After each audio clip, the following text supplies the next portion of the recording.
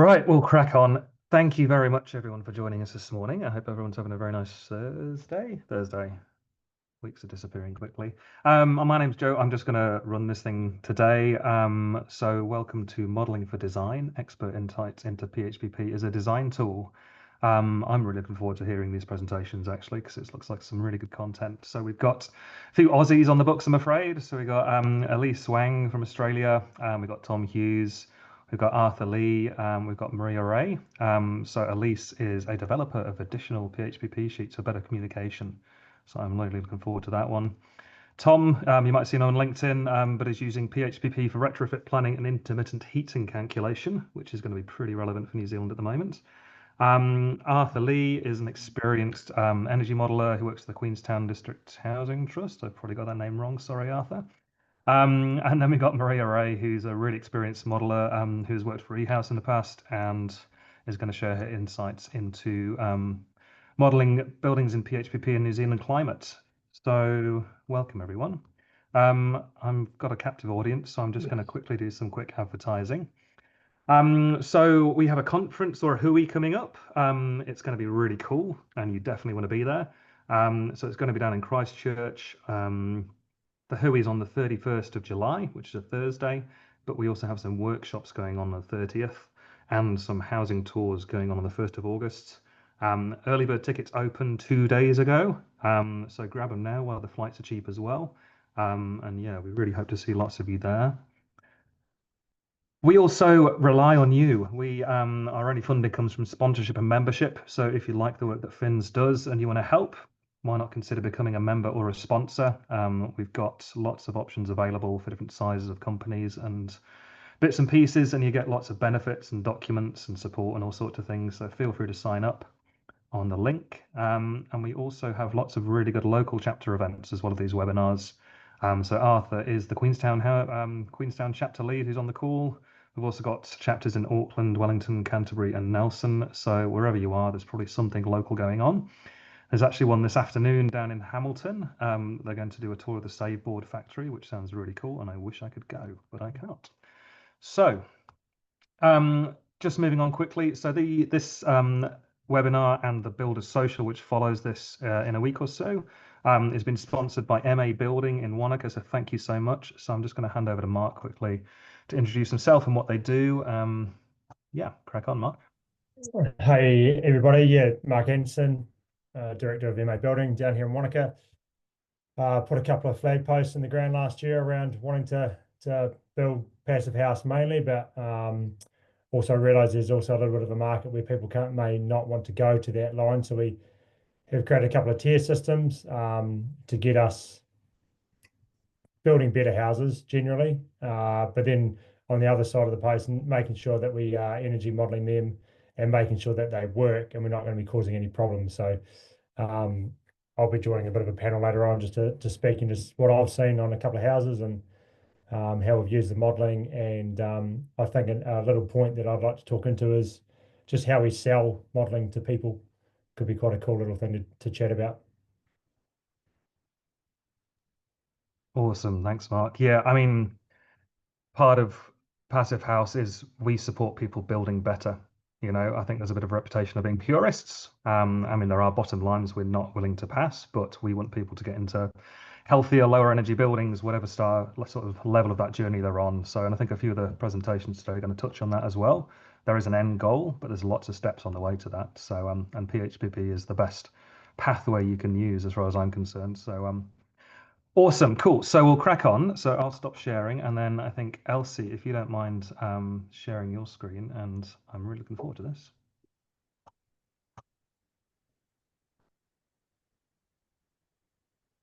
Perfect. How's that? Can you see the screen? Yeah, brilliant. Thank you. Amazing. Okay. My presentation is about using additional PHPP sheets for better communication. Prior to working as a passive house consultant, I worked as a structural engineer, and I find a lot of similarities in the two lines of work.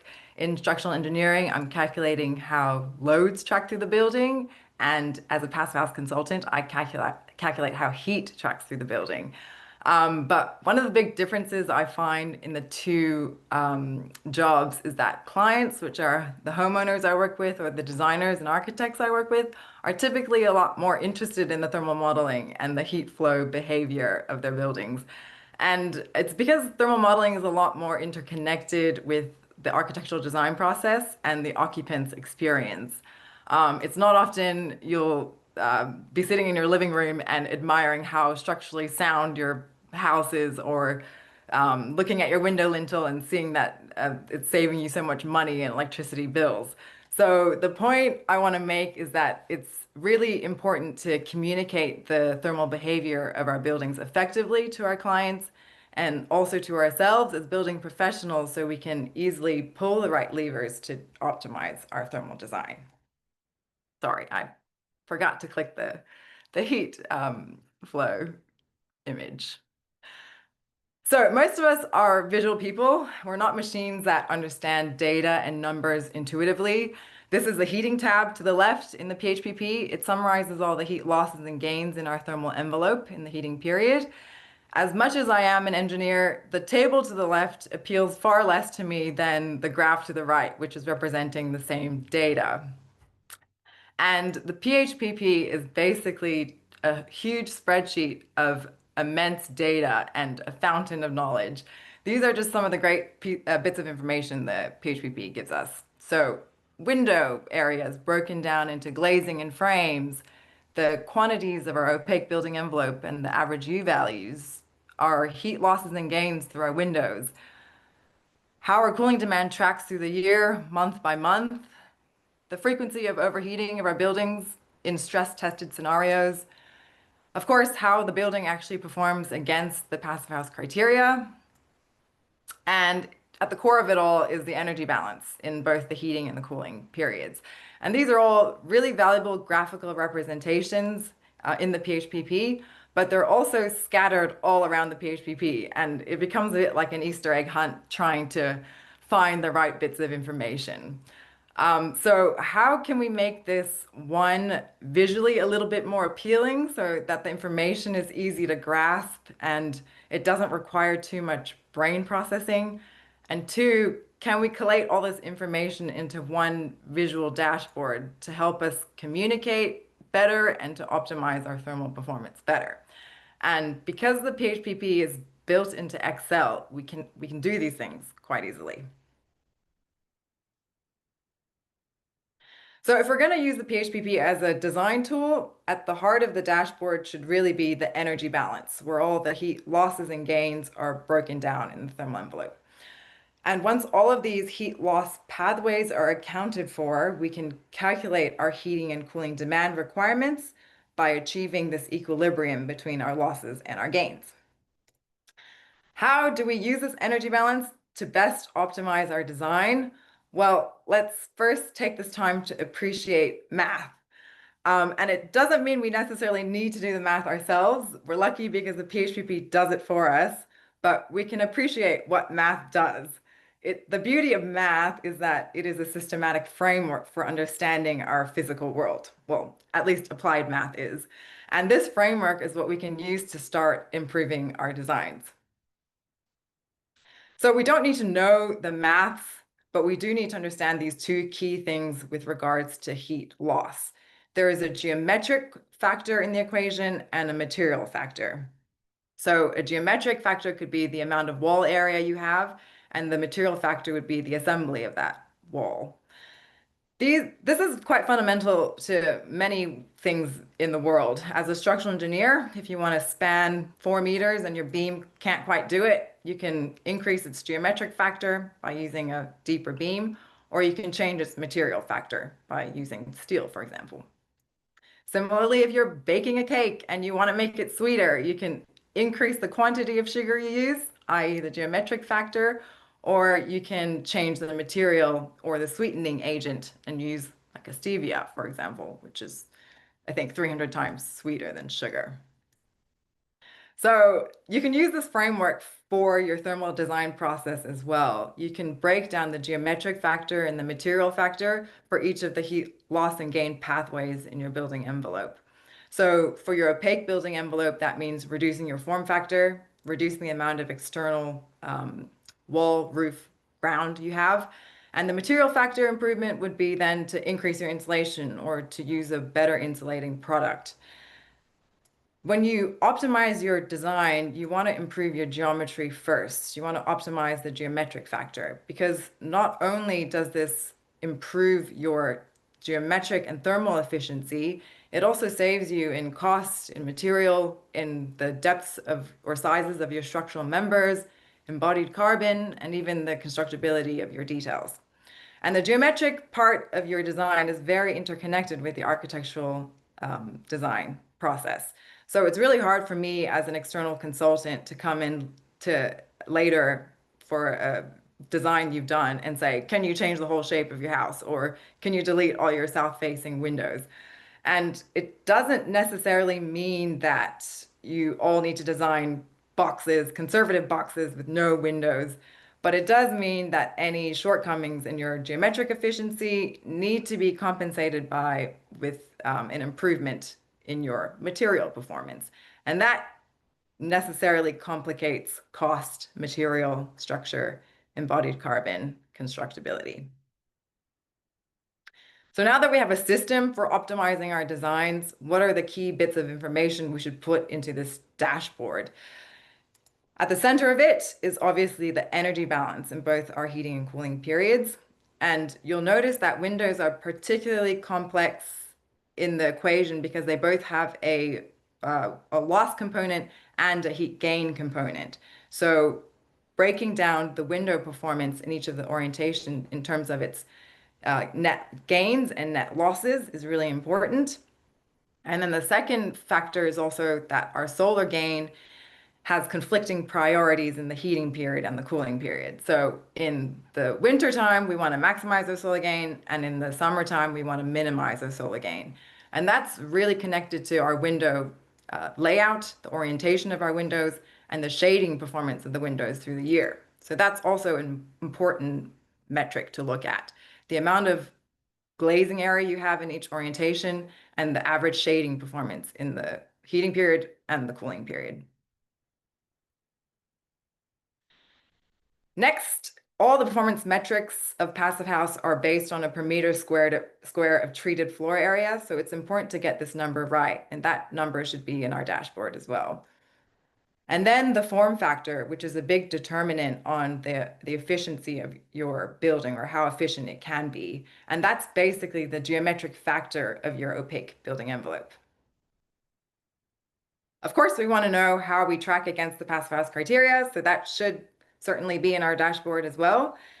And then finally, cooling is a little bit complex, especially when we're looking at conditions outside of the average, the monthly averages. And the PHPP has some built-in stress tests that are really important to look at and to design for. So that should also be a result that we look at in our dashboard.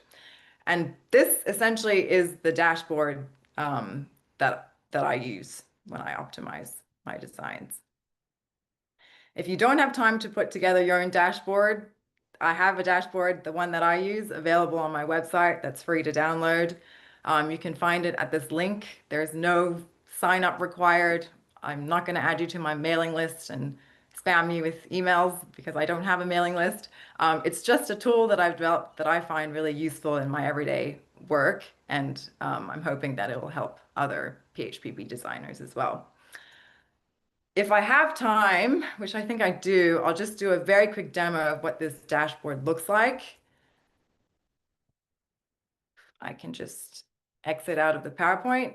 Is everyone seeing a PHPP at the moment? Okay, great. Yes. So this is a PHPP, and I've just pulled in the dashboard, which is an extra tab that I've copied in. And it's got all these components that I talked about, the heating period energy balance, cooling period energy balance.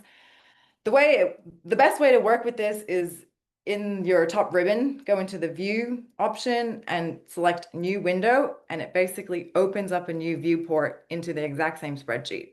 And if you've got a dual screen, you can put the visual dashboard on one screen and your PHPP on the other. But in this scenario, I'm just screen sharing the one screen, so I'm going to have to work on a half screen. I've got the dashboard on one side, and then I can go through a different tab in the PHPP on the other side. I'll just do an example of maybe something we can optimize. So let's say we want to improve the roof part of our opaque building envelope. The first thing you want to do is to improve the geometric factor. So let's just be a little bit extreme in this example and say I've got a single story floor plan, I've chopped it in half, and I've now layered it on top of each other. So I've essentially have the amount of roof area and also external floor area. You'll have, if you look at the top of the dashboard, our form factor at the moment is 4.38, which is not so great. But if we improve our compactness by doing that double story design, our heat loss form factor reduces significantly. It's more in a ballpark acceptable limit.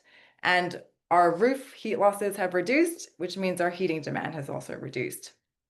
Of course, we haven't hit passive house quite yet, so we can start looking at the material factor in that equation. So at the moment, I've got the roof modeled as a 165 SIP. We can change it to a 210 SIP and make it a bit thicker. And again, you'll see that the roof losses reduce even further, and your overall heating demand reduces further as well.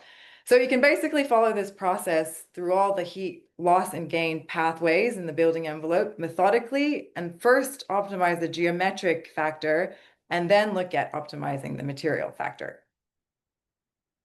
Go back to the PowerPoint. All right. The last part of my presentation will just be a really quick list of ways that I found really valuable to represent the data that comes out of the PHPP. And these can all be done by using additional sheets as well.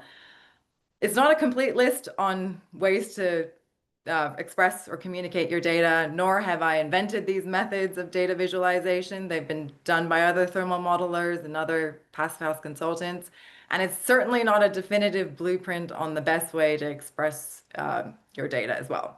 Rather, I'm just putting them to the floor. I'd like to hear your thoughts and your initial reactions as well.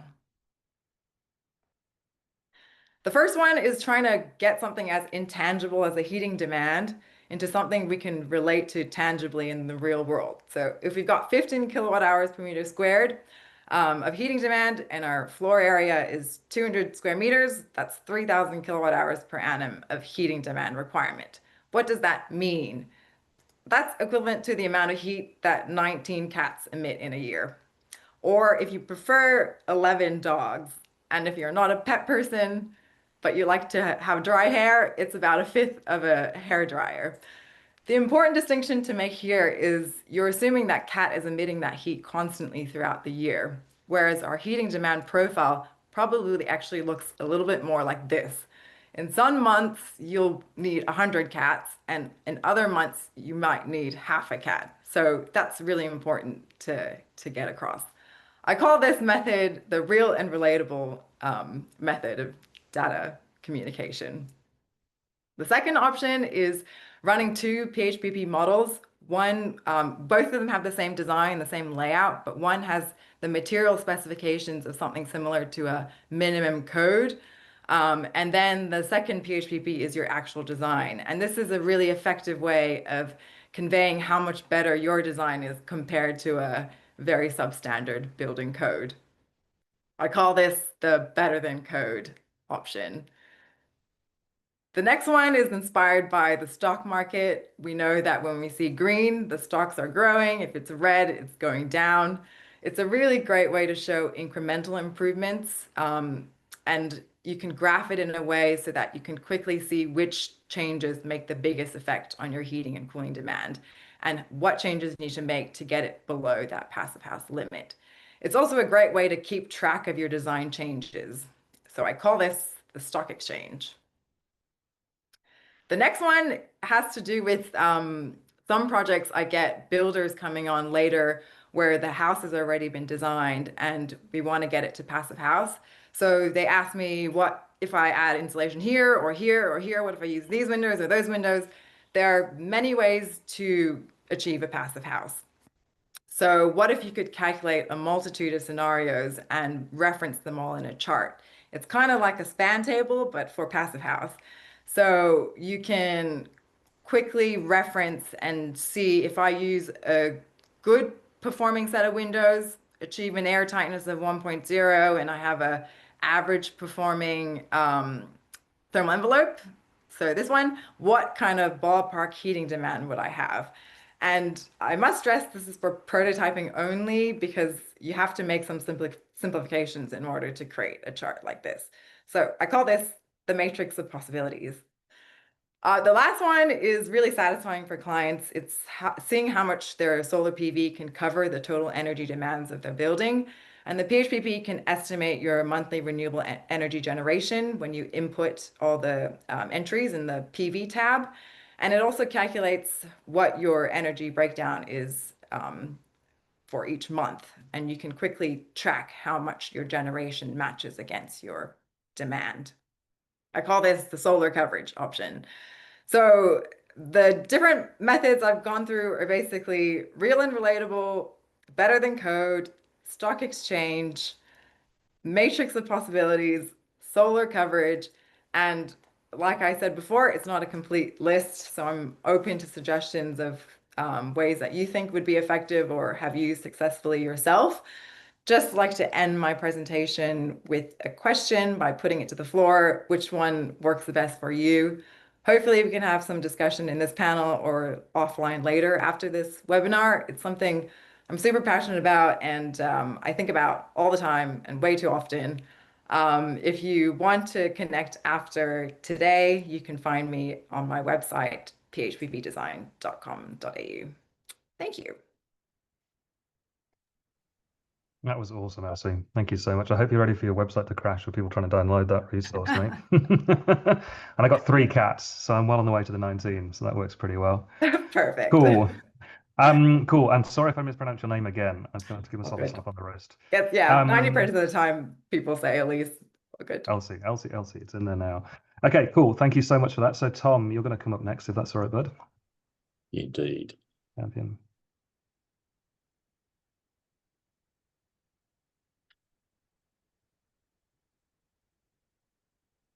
All right, guys, I think I have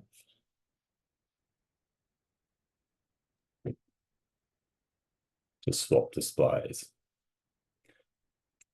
Are you all seeing the screen or no? Not yet. Not yet. Ah, you're not. All right. I'll try again.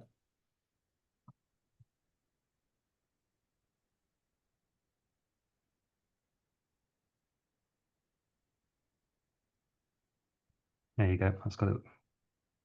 All right. And are we seeing Your PowerPoint at the moment?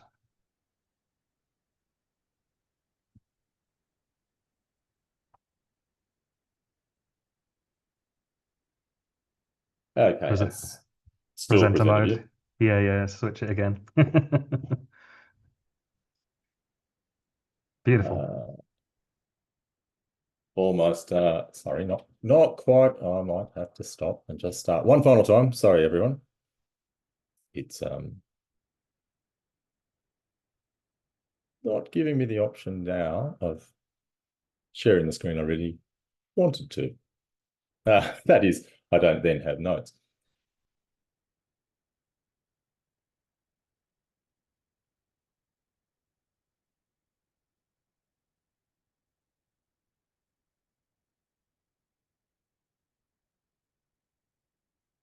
And you now have me. Still your presenter. Still presenter notes.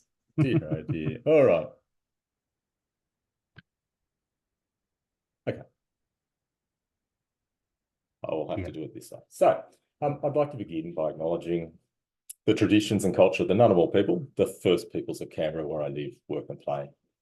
And I pay my respect and acknowledge elders past, present and emerging. So guys, just swapping screens here. So this is my home in Canberra. It's a 1960s 4-bedroom brick veneer, timber floor, single glazed steel frame windows, no insulation. So this case study looks at using the PHPP to model the most common retrofit steps that may be undertaken with this housing typology. This is to demonstrate the value of this modelling to improve decision-making and assessing changes for any building, not just passive house buildings. And it particularly shows the use of the typical interior temperatures tool for uninsulated buildings. And that's a built-in algorithm in PHPP 10. And this serves to make the modelling of un- or partially insulated buildings realistic in accounting for the way in which we actually tend to use them, that is intermittently heat and cool them. The retrofit has the overarching goals of ensuring comfort and health, and so particular attention to these outcomes will be discussed as we're going through. The outcome, sadly, will not likely be an benefit, but as we'll see, it may actually get close. But the retrofit will serve as a case study and an ongoing monitoring of the health outcomes, and potentially a further iteration of a partially retained retrofit with an additional replacement CLT passive home. We shall see. So a quick but important aside, you're all very aware of the unique and critical difference that design pH offers with the automatic shading analysis into PHPP. This is what allows us to confidently, assuming accurate modelling, understand the realistic impact of the building shading context and therefore model accurate heating and cooling demands. The modelling. So Canberra is a cool climate, and the key metric to consider is the heating demand. This is the variant graphical output. So standard graph just slightly embellished to represent the heating demand. And the variant steps show from left to right the existing uninsulated, adding wall, roof, and floor insulation, and then the whole envelope, minus the holes in the wall, the windows, being the final variant. So this makes it really clear in demonstrating the benefit of adding insulation to either part or all of the envelope, including upgrading the windows. And then that's got to be weighed against the risk of introducing a moisture concern and the cost, but they're separate sort of topics. Look, as expected, the roof has the single largest impact, a 40% reduction.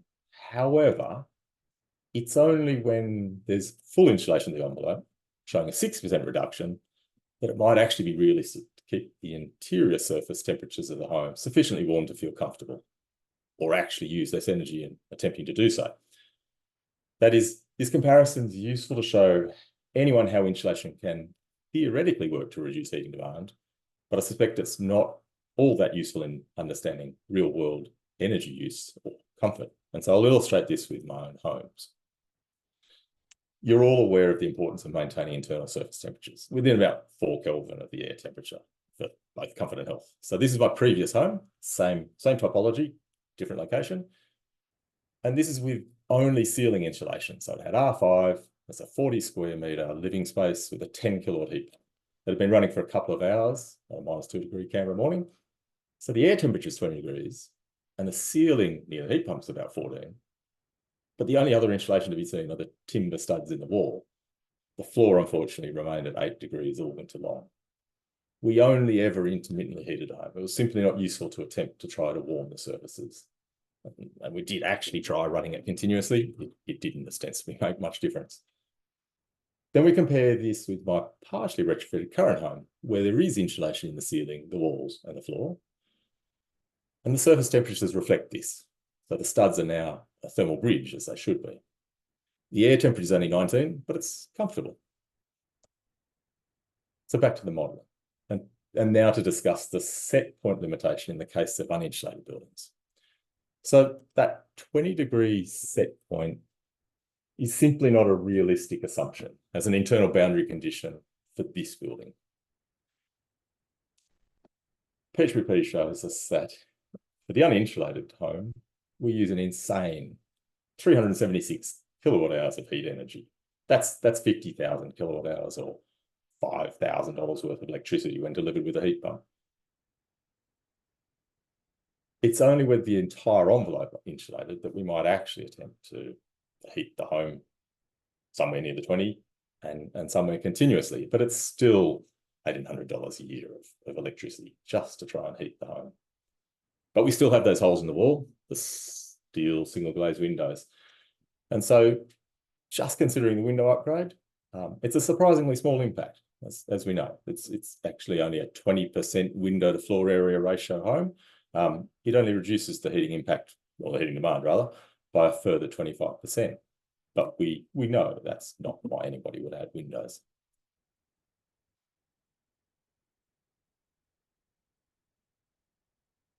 So how can we use the PHPP to generate more realistic and therefore more informative data? We could simply guesstimate that we're only going to heat the building to achieve about 18 degrees, which reduces the heating demand significantly down to about 280 kilowatts, just by reducing the set point by 2 degrees. But that's nothing other than a guess and not terribly useful in terms of modelling. Instead, we should use the built-in PHPP tool that calculates for us a realistic internal set point of any partially insulated building. So this is utilised by simply linking the typical interior temperature cells with the heating and cooling set points on the verification sheet. And the Retrofit criteria must be selected to enable this tool. In my home's case, this brings the energy demand back to somewhere closer to how much anyone might actually spend, at around $1,300. What's particularly useful is that this calculated average internal temperature metric is pretty startling and therefore useful to discuss in terms of actual outcomes, particularly for comfort and health. In the uninsulated home, the average air temperature, not surfaces, that'll be worse again, throughout the home in the heating season, it'll only be 12.5 degrees, whereas in the full insulation, it'll be 16. And we can see that using the typical interior temperatures, it brings the heating demand back to a reasonably even, around 100 kilowatt hours. And that's just simply because, of course, the temperature that we're actually achieving with the amount of energy that we're putting in, it's just the case that we are simply not heating our buildings to be comfortable because it's too expensive to do so. So for heating and cooling demands, the set points really matter.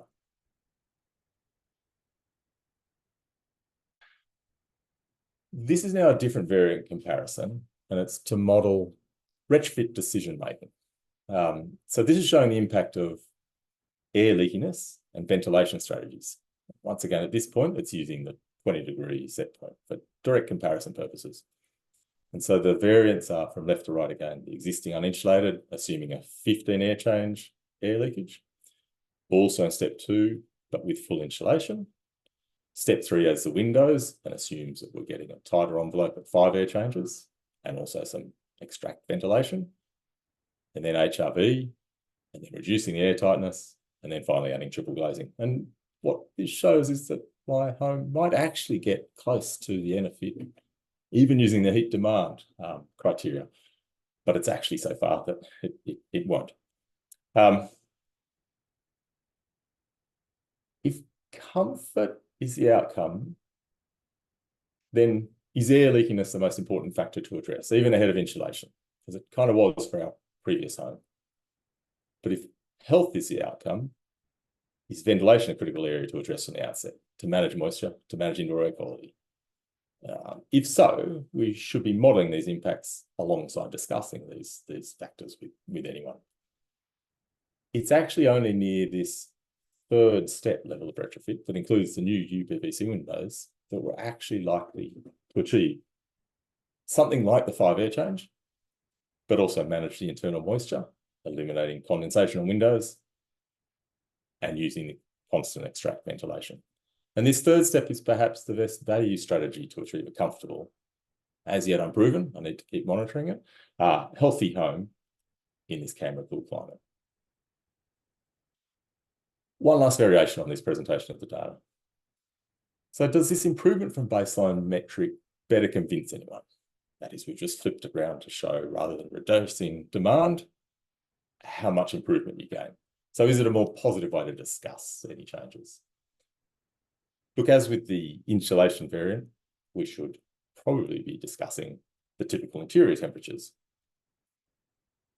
So whilst this shows less convincing numbers, it probably actually leads us to the same decision as to what is the best value outcome.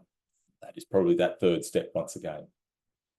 But actually, is it only when we add this additional data of the average temperatures to make this really more compelling and better appreciate just what it is you're aiming for as an outcome that would really help make that decision for anyone? I think it is if comfort and health are the outcomes that anyone's seeking.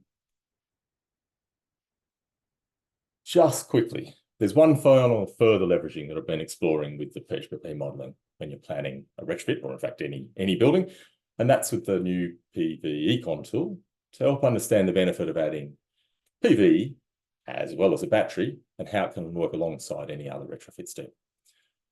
And look, this can sort of start to answer that common question, and it's not unreasonable, of when it comes to retrofitting old homes, if we just add PV and a heat pump, and increasingly now in Australia with battery rebates, instead of spending all the money on the envelope, why would we not do that? It's a better return on investment. So I've added as much as I can to the house, 15 kilowatts of panels, and added a 6 kilowatt battery. The bigger battery didn't really improve self-consumption. But just note that this graph is a little harder to interpret. We're now comparing electrical energy, not heat energy. So the right-hand y-axis is showing the PV generation, the PV self-consumption, as well as the grid consumption.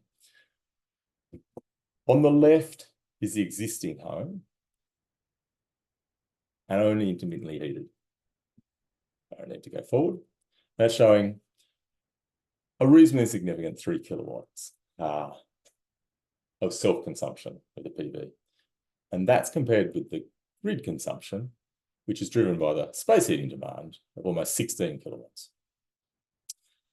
With the insulated building, we're only drawing from the grid somewhere closer to that's 6 kilowatts, I believe, with space heating demand of only around 5. So we're getting significantly closer to that point where it could maybe be considered a sorry, I've lost my speaker notes. It could maybe be considered something closer to net zero. Look, I'll add one final comparison. If we actually, what I wanted to show is if we actually heat the house to 20 degrees all the time, how much difference does that actually make to the home and then to the grid demand?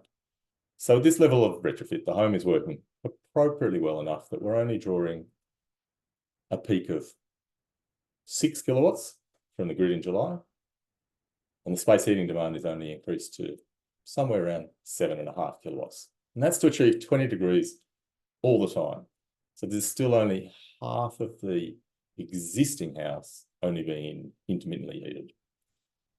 So it's really not that much more to have a truly comfortable, healthy home that the grid can more reasonably manage. And I'm just wondering if anybody believes that this would maybe help convince anyone that there is additional value beyond the boundary of the home in aiming for comfort and health, rather than simply only return on investment to heat the air. I'm not sure if it will. I'm interested to see what you might think. Thanks, Sam. Very cool. Thanks, Tom. If only we had rebates for batteries over here as well, we'd start kind of seeing more uptake, I think. But very, very cool presentation. I've got a couple of questions we'll ask towards the end. So we'll move on now to Maria. If you could start cracking on, that'd be awesome. Okay, thank you.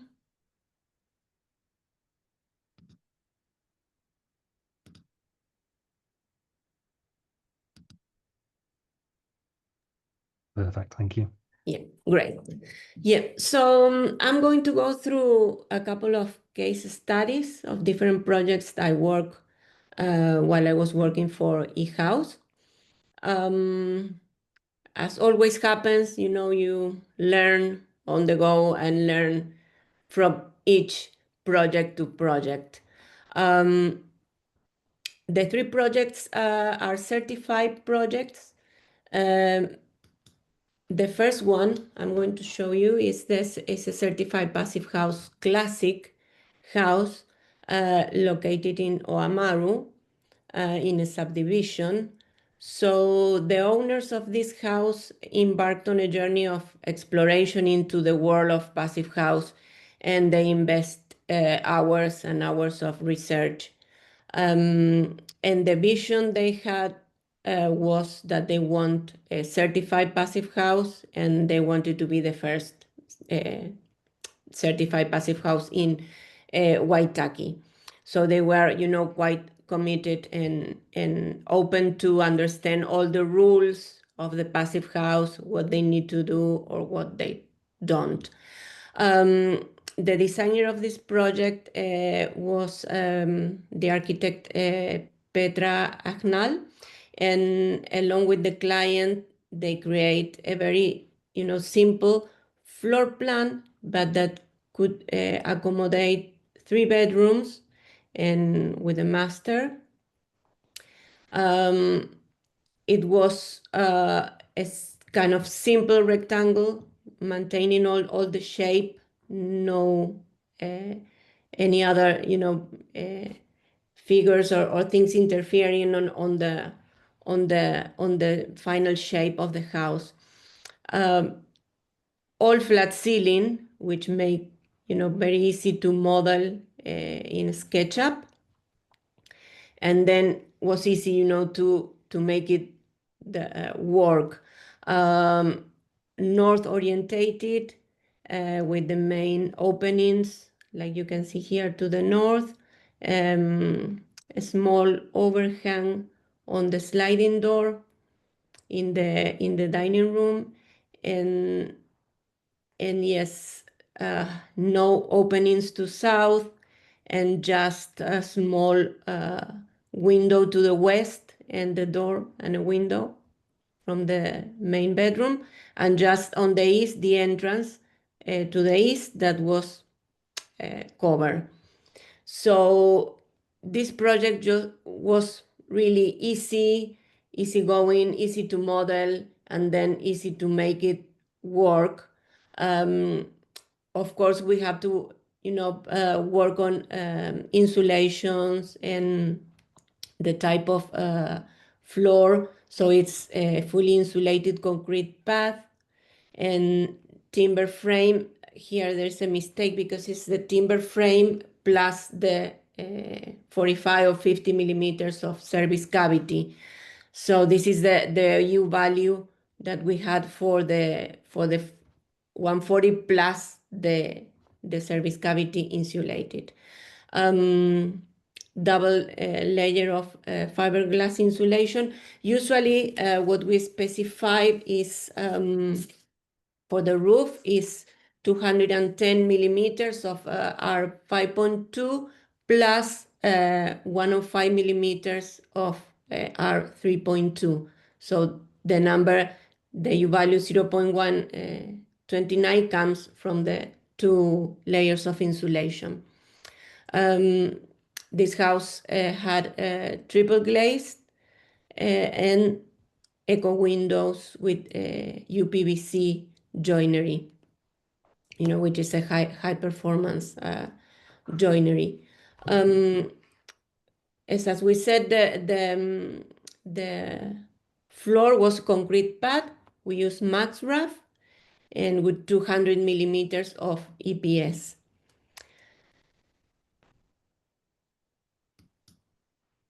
So this is the house finish. As you can see, it looks very, very simple from the outside, but the owners, I think they have been living for 2 years or more, and they're really happy with the house, with the performance, with what they achieve.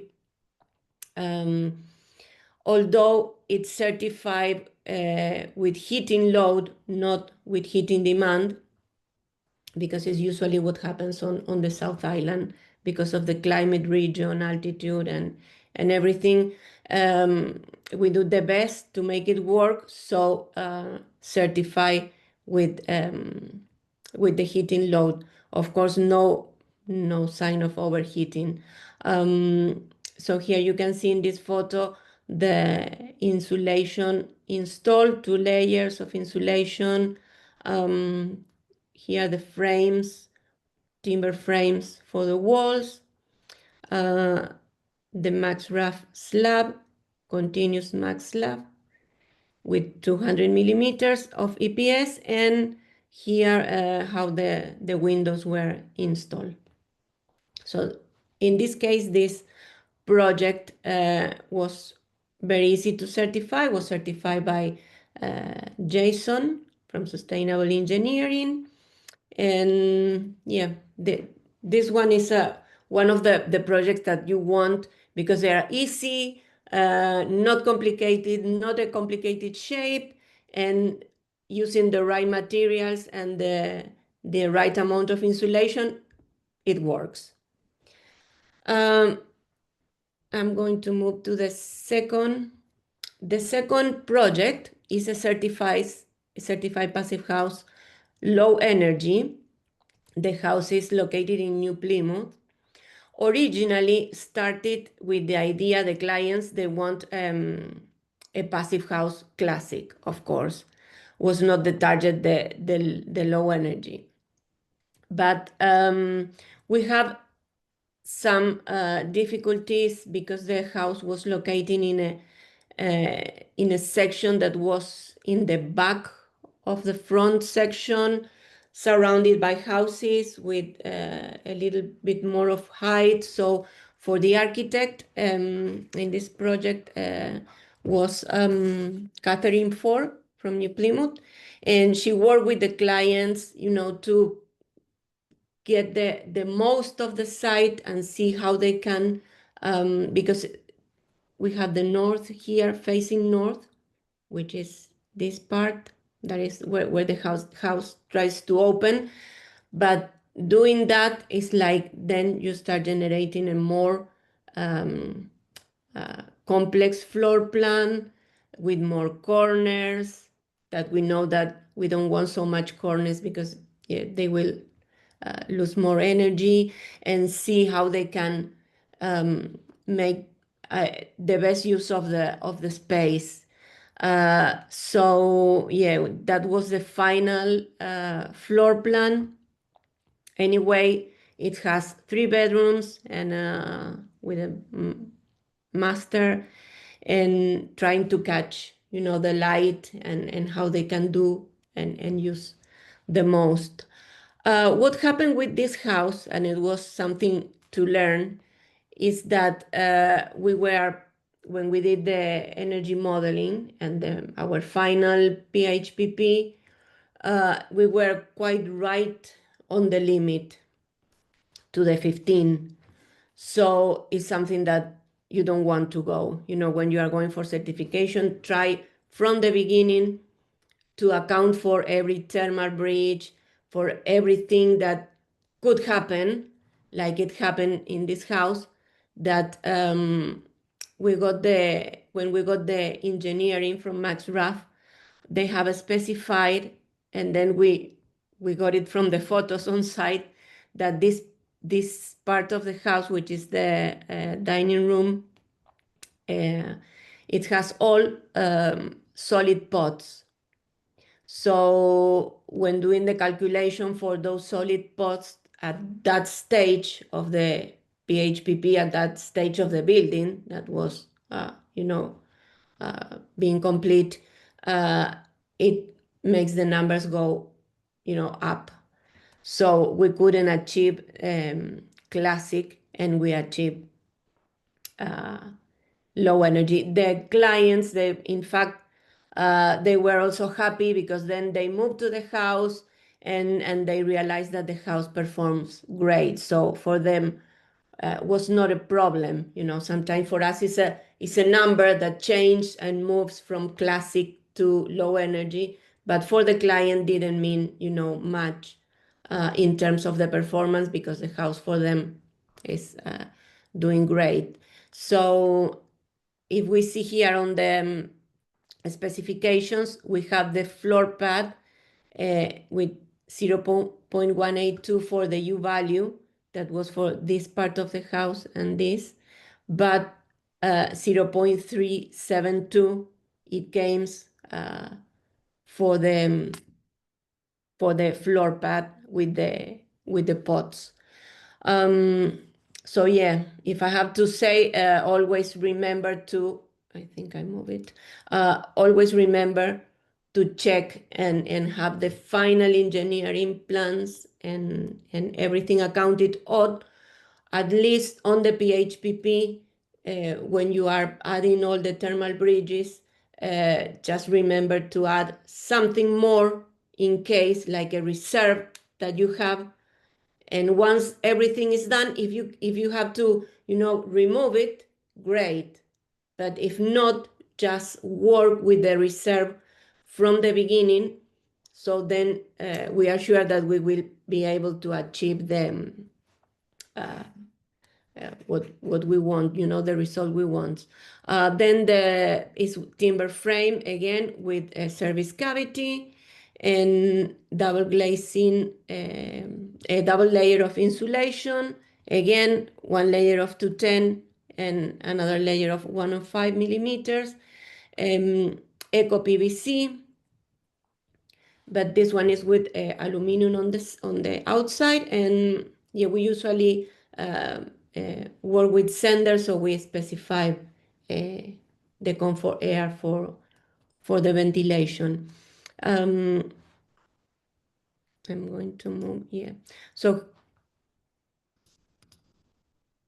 sorry, is this one, the photos. Yeah. So this is the house.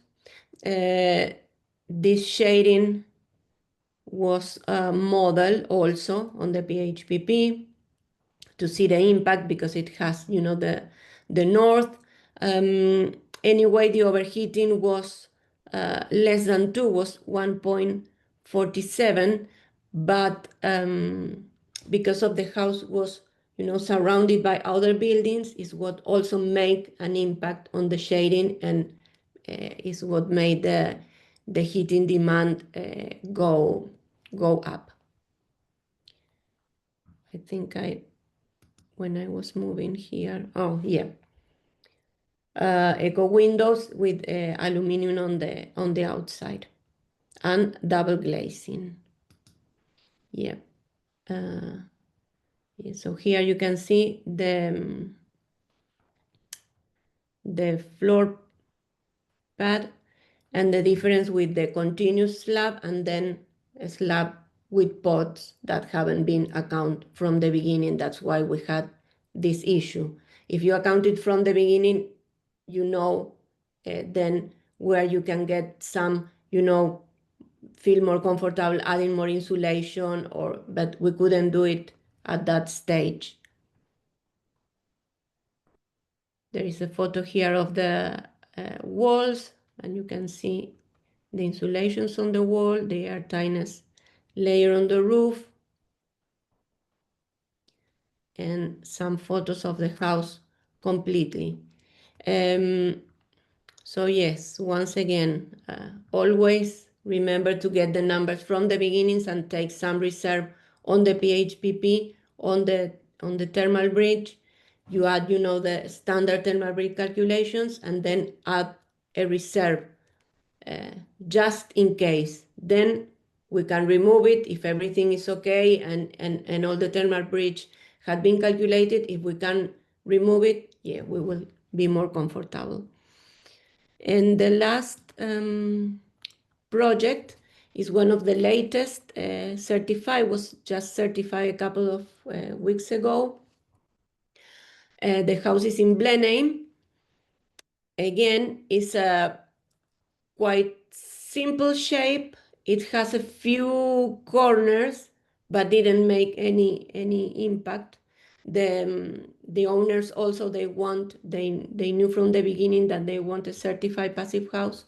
So we work along with Vlada Simovic was the designer for this project, and also we work with Damien McGill. He did all the engineering calculations. So from the beginning, we knew what we had to do. So yes, again, we could manage the orientation to have most of the north, just a few openings on east and west. Comparing with the first project, this one's had a few openings to the south, but because of the, they need to have on the bedrooms some some openings, some windows. Materials and specification for this project was an insulated concrete pad, but it had the pods, but they had 300 millimeters of EPS. Timber frame, again, with a service cavity. Sometimes the numbers, if you compare from project to project, they can have a variation on the U value, but this is because of the insulation that is specified and the insulation that they can get in that moment, the builder. So sometimes we use eco-insulations and sometimes we use pink bats. So depending on what is available at the moment and also what is better in performance.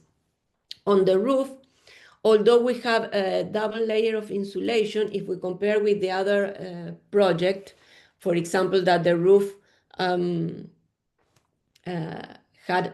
another value for the roof, this one we use a layer of 330 millimeters eco-insulation with a R value of 7, and then another insulation of 105 with an R value of 3.2 insulation. So that's the reason maybe we achieve a better U value on the insulation of the roof. And then it's like you start, playing in maybe if one of the numbers on the maybe floor is not working so great, or maybe the wall. So where we can add more insulation, if we can add more insulation on the roof, or maybe more insulation on the wall, or use another EPS with another better lambda value on the floor.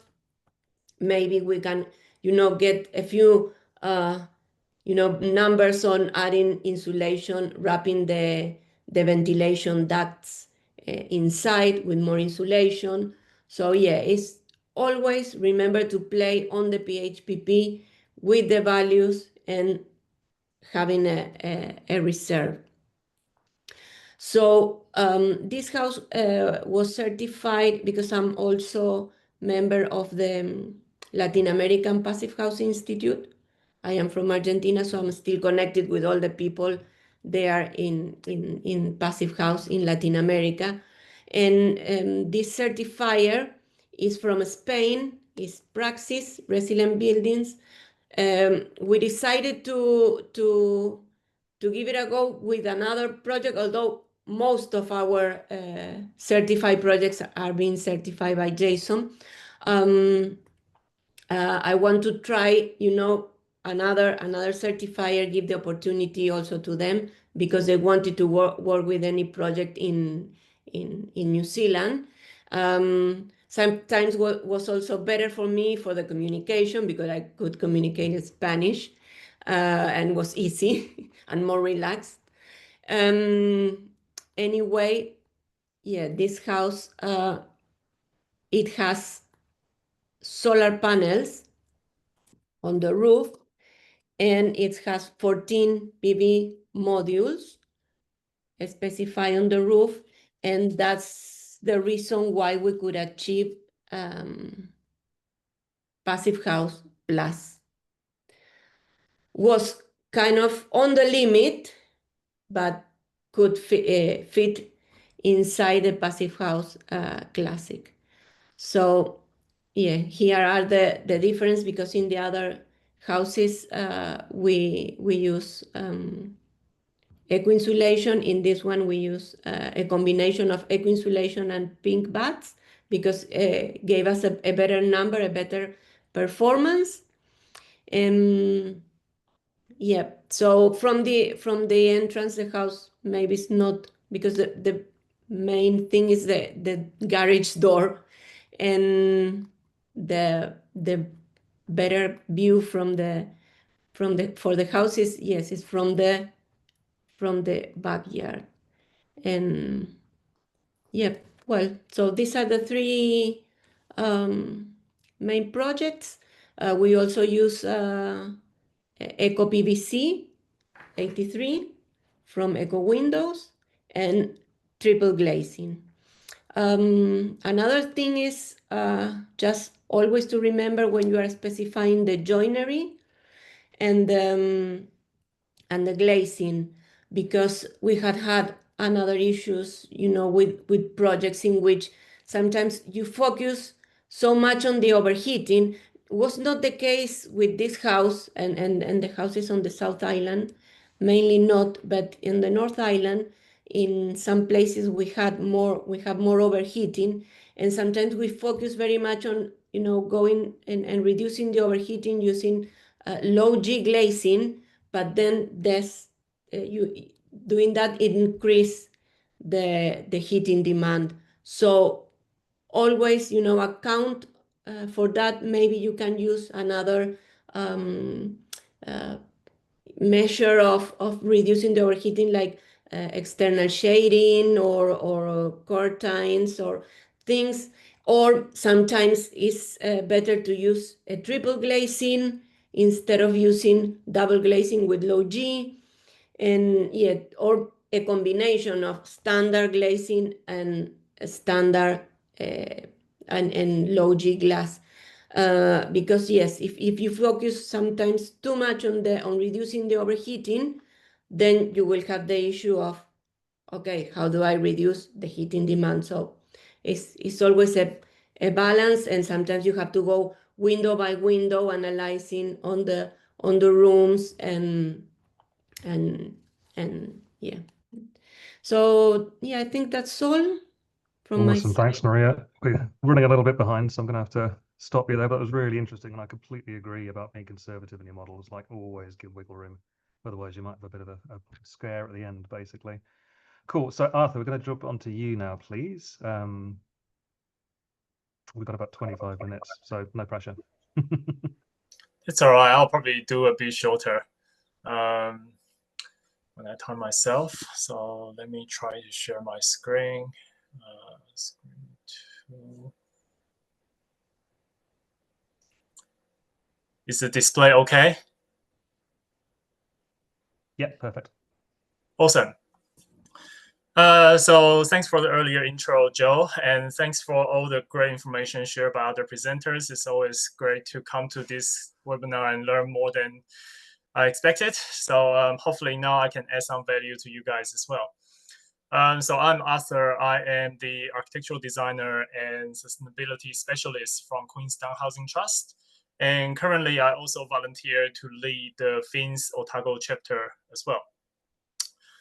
So my job is basically about making sure our design and development decisions achieve the right balance between affordability, the people, and planet. Obviously, that's a very wide range of topic, but for this presentation, I will only focus on the running costs and how to use PHPP to forecast power bill.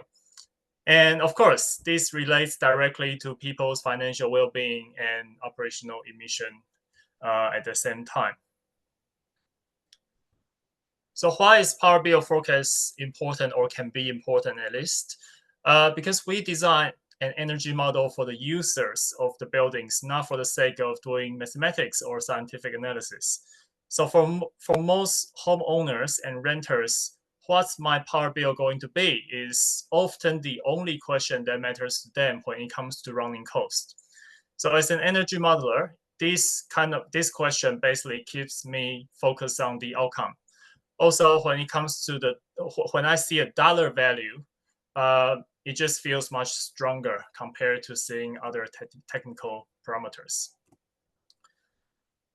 Okay, so what's the difference between heating demand, final energy, and power bill? So passive house people love to talk about heating demand. We look at those numbers and say, haha, cold minimum buildings are 10 times worse than passive house. I did it before, quite a few times, and now I don't think this is a good idea, and it's not exactly helpful in terms of delivering the right information. Because when we look at the final energy, for example, which includes the hot water and appliances, this figure suddenly dropped to about 3.5 times. And we do know people living in co-minimum house or a 100-year-old villa or passive house, they probably use the appliances and hot water in similar ways. So it's a class kind of a bit of overpromise and under-deliver, and it makes something awesome feels a little bit questionable. When it comes to the power bill, homeowners and renter only care about how much they are better off, not how much others are worse off. So we can't talk about that how many times figure anymore. So in this case, the passive house power bill is about 2/3 lower than as if we build the same building or design the same building to co-minimum standard, and about 1/3 when we compare to a Homestar 6 standard. So to me, focusing power bill really just opens a new and realistic perspective to building energy efficiency in general. So hopefully, this is basically the why and what, and so hopefully you see some value in it as well. Now, here's the how-to, the technical part, and the easy part. So as we know, power bill consists of 2 parts, the usage and the line charge. The line charge is pretty straightforward. It's basically how much the network company charge you to be on the grid. So at least in my location, it's about $1.75 per day times 365 days. And in terms of the usage, I think we can all be very proud as a PHPP user because we can answer those questions and no one else can. So firstly, we need the final energy in kilowatt-hour per square meter per annum times the floor area. Typically, if we use PHPP, we use the TFA convention times the unit cost per kilowatt-hour of electricity. So a pretty simple formula that everyone can use, really.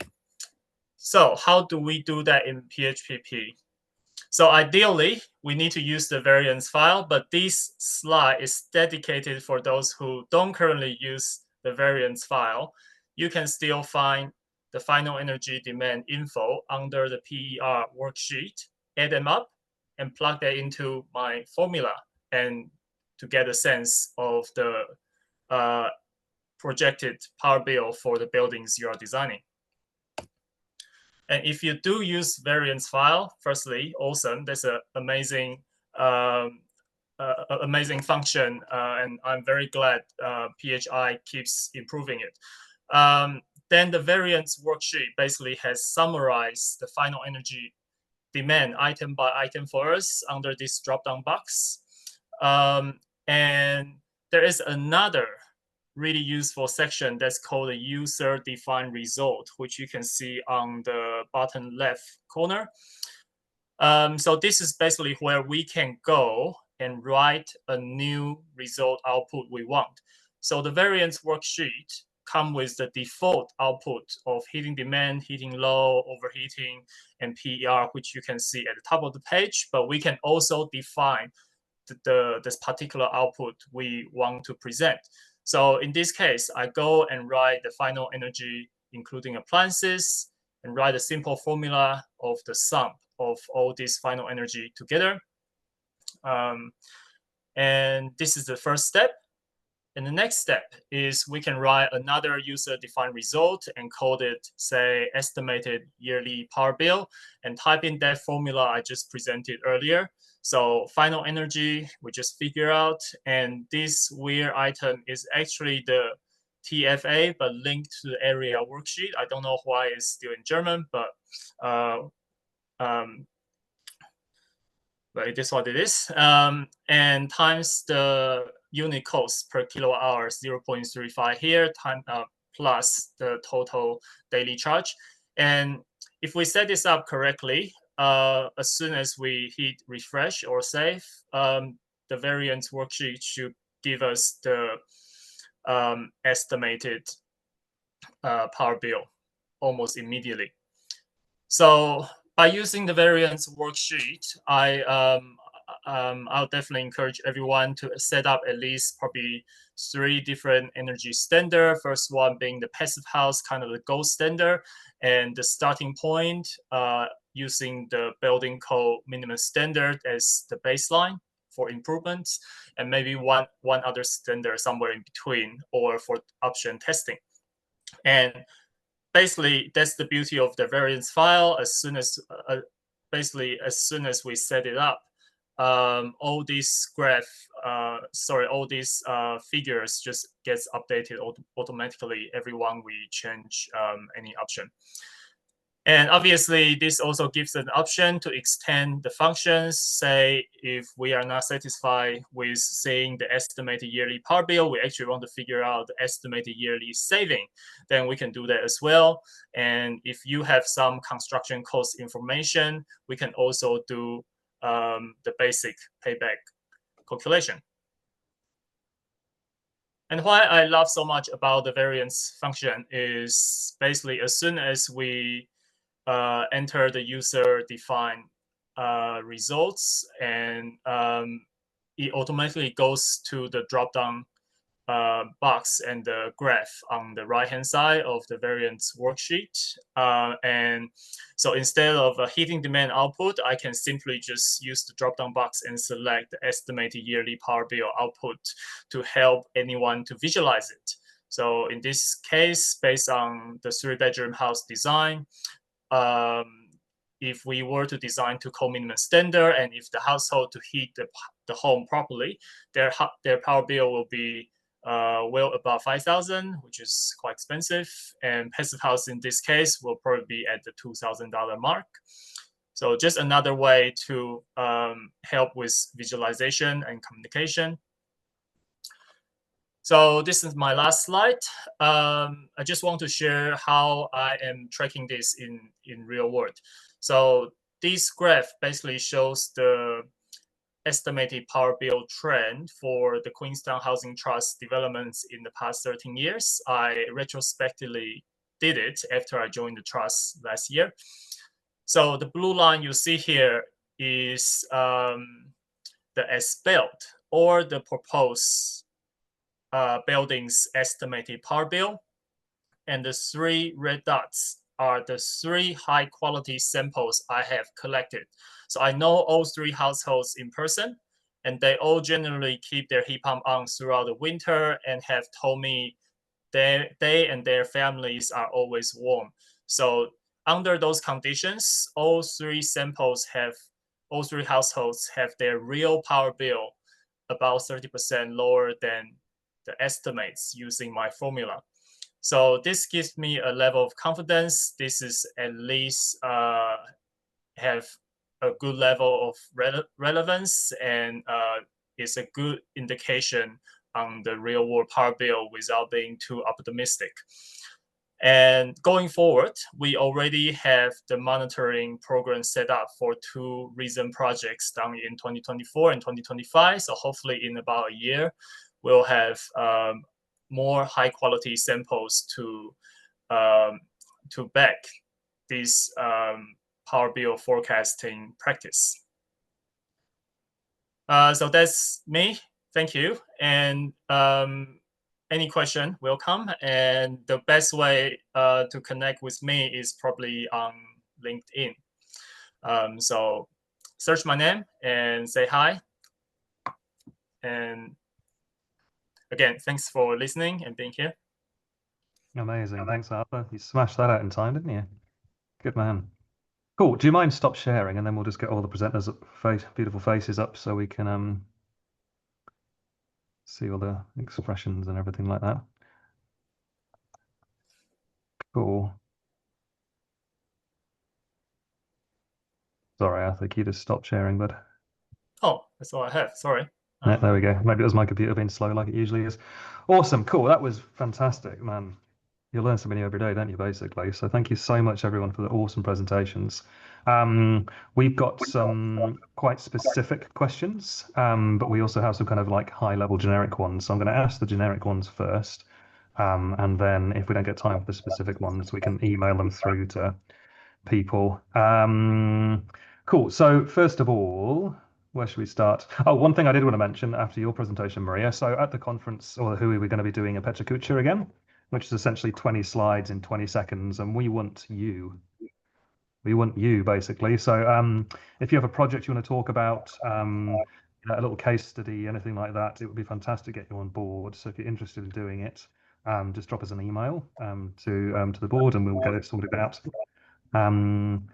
So what question to start with? How about this one? So I've found that energy modeling is a term that can turn people off quite a bit because they don't really know what it is. Before I started doing PHPP, I thought this crazy 3D thing that did all sorts of amazing things, and then I found it was an Excel spreadsheet. It was a bit kind of, oh, that's different. Do you find it's a term that can turn clients off? And if so, do you have a different way of referring to the process? Let's start with Arthur, as you're unmuted still. No, I'm not muted. No, not now. Crack on. I haven't really encountered too much kind of pushback on energy modeling, but I do find I almost always need to explain what it is. But basically, as soon as I explain, this is a process to make every dollar you invest works the hardest as you can to deliver the maximum value for yourself and the long-term financial value. Then people kind of get it. I don't necessarily think it's realistic to explain a very such technical concept in a very simple way. But I believe as soon as we kind of convey, okay, this is gonna deliver a really good value for people and for the long-term life cycle cost perspective, then people tend to accept the process and the value creation. Awesome. Mark, this kind of ties into what you said at the start about how you market energy modeling to clients, really, doesn't it? Like how do you find from the builder's perspective, you tell a client, is your house, how's your architect modeled your design and whether you're going to build it and whether you know it's going to perform, et cetera, and I suppose around the risks of if it hasn't been modeled, will there be, concerns around clients complaining once it's built or moisture risk or anything like that? Yeah, I definitely talk into a few of the things, say Jason Quinn and that I talked about and have seen, and people that have been experiencing houses that haven't performed or they've overperformed and they start getting too hot, or they're not heating, they need way more heating than they realized. And I guess I lean on the facts, and from the point of view from a builder is I can then start put dollars and numbers and cents to things to elaborate on and make decisions. There's so much power in that, and we go back and forward, and some clients aren't that keen, and I literally say to them now, like, I can't actually tell you how your house is going to work. I can guess, but we can't stuff a house full of insulation and better windows and orientate it to the northwest and say, hey, you got a good house. So it's actually a little bit of protection for them, but it's also a little bit of protection for me, so that they don't come back to me in 18 months and go, hey, buddy, you told me your house is going to work and it's not. So that's interesting. that's the line that I kind of try and the power of decision making. Yeah, I mean, we did a survey through the NZAA recently, and a lot of the responses from other architects were, we use intuition, we use good design approaches, and that's like, yeah, that absolutely works. But how do you know? How do you know? And that's modeling. Modeling is checking your assumptions, basically. I suppose that's some of the problem with the modeling is it relies on assumptions. And as modelers, we need to make assumptions both around the quality of the construction, but also how people are actually going to live in their houses. And, when I'm trying to model something, I'm trying to make an assumption. How many showers are people going to have a day? How many roast dinners they're going to make? How many cats they have? All sorts of things. And I suppose, Arthur, that's one of the risks. I mean, we've been monitoring our house since we built it like 3 or 4 years ago, and the final energy is sitting amazingly close to what the PHPP has assumed it was once I updated the actual occupancy rather than the assumed occupancy. Do you feel there's a little bit of a risk in talking to people about actual dollars? And if it doesn't, and I know you're working social housing, so it's a little bit different to private ownership, but is there a risk of saying your house will cost you $3,000 a year and then it doesn't? Yeah, I need to acknowledge I'm probably in a very fortunate position. I don't have a client, and so most of my forecasting is for our internal reference for the social housing we develop. But I do believe with the right disclaimers and explanations, this could still be a really good reference even for private client, and I will personally consider this when I do my next consulting job. Oh, excuse me. Cool.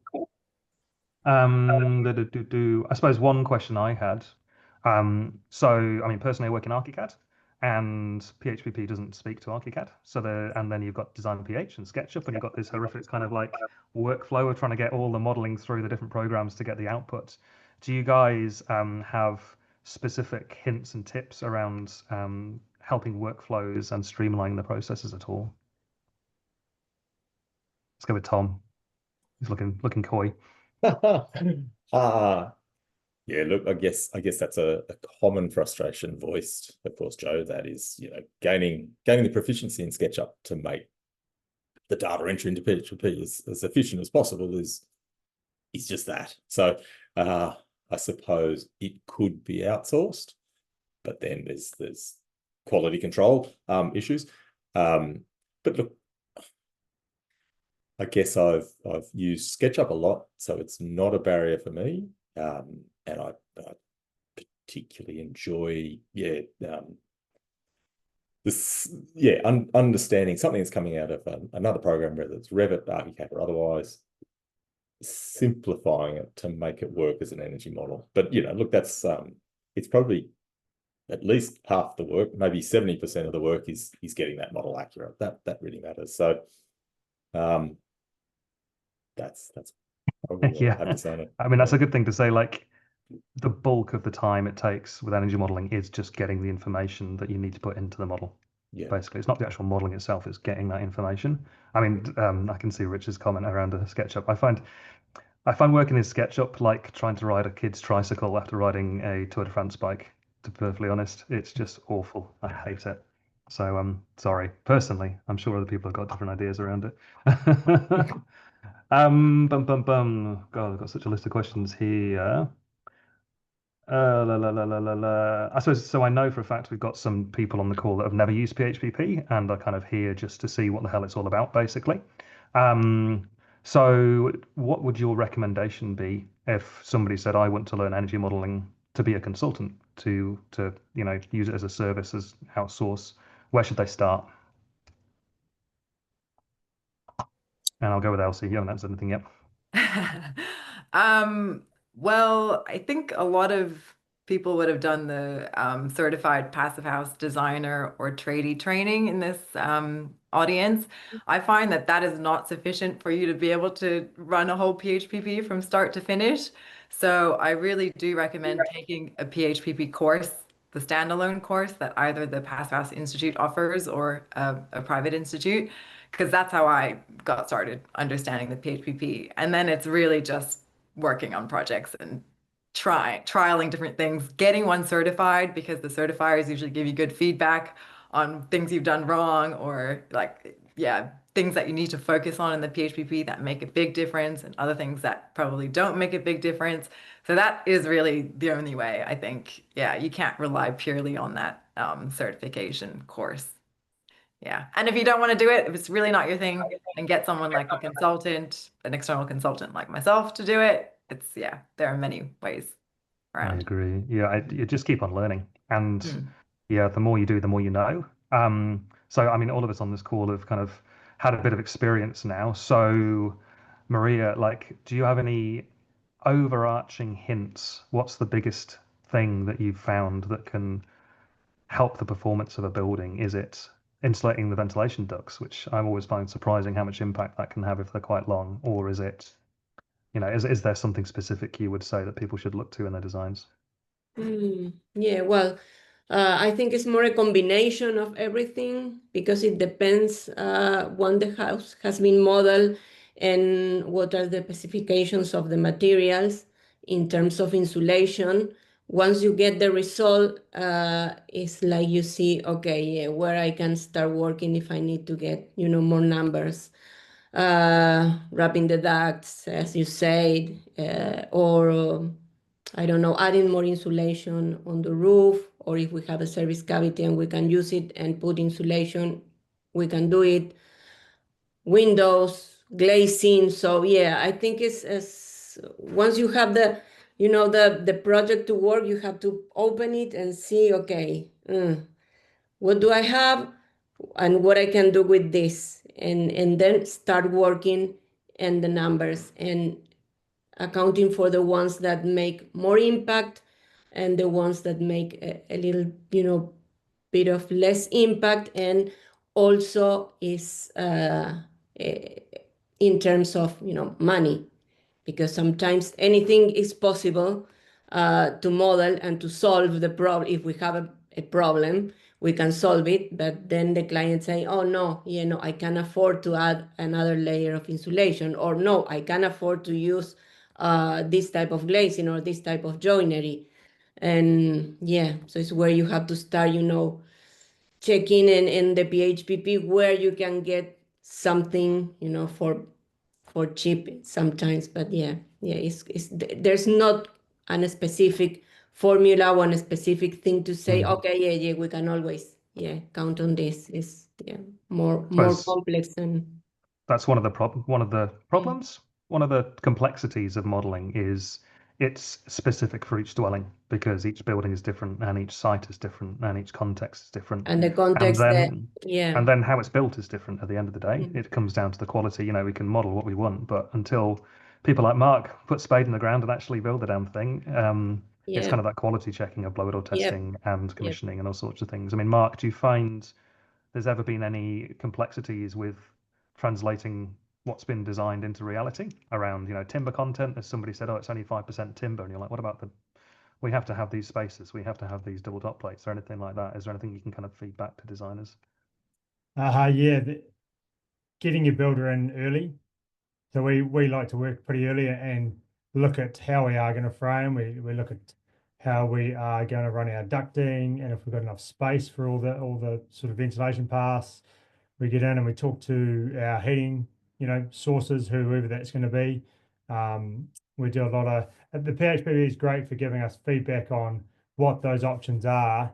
We do this at this level, and then if we do this or this or this or this or this, and you can see where you can get the building to, and then we can tie some costs to it, and then you start to work budgets. And that's, Arthur and I did one, and I questioned him on a 140 frame of the service versus the 90, and he said I was only a couple of percent. But then he looked at the slab, and it was a waffle slab from Maxraft, and he said, well, you do that, it's 20% in energy reduction, but it was a free upgrade.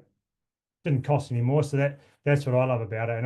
And I do love that as a builder, I can lock up a home when it's finished and give the keys to a client and say, your specific house, this building was built on this exact part of the planet, is going to work like X. It's not generalized like, say, our building code across our district. To a GPS pin drop, that house has been modeled for that location and shading and all the different attributes, and that's powerful for me. So powerful. No, I absolutely agree. Cool. We're dead on half one, so I'm going to ask each of you just to give a closing line. I haven't briefed you on this at all, so sorry, because I hate when people do this to me.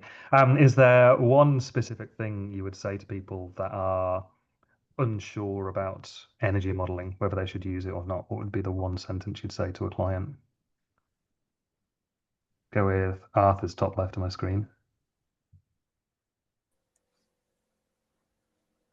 Sure, I can start if no one else. Yeah, I think energy model is just a process to make sure every dollar works as hard and as effectively as possible.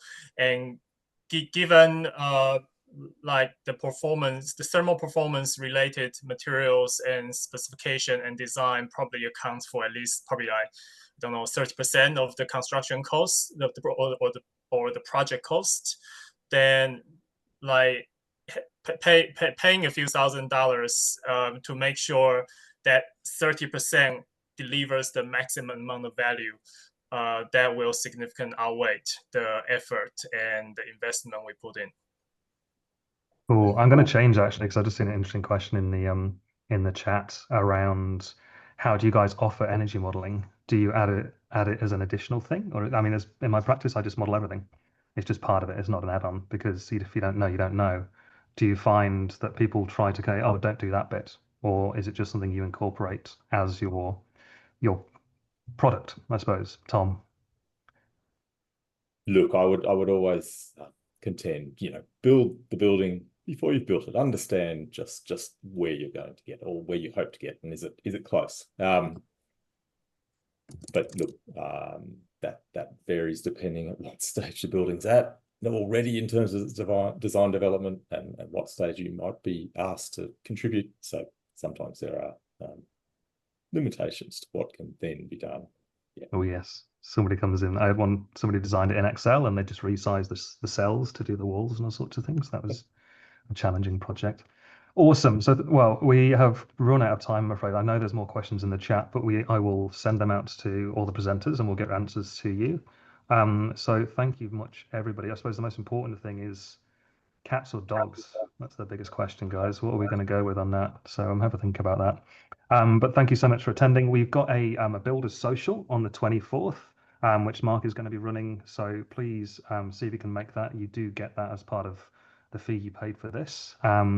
We have the Hui coming up at the end of July, which is going to be looking really, really cool. I'm excited about it. And I get a trip down to Christchurch, so it's going to be fun. So thank you all so much. Hope you have a nice day. And yeah, we'll see you next time, everyone. Thank you.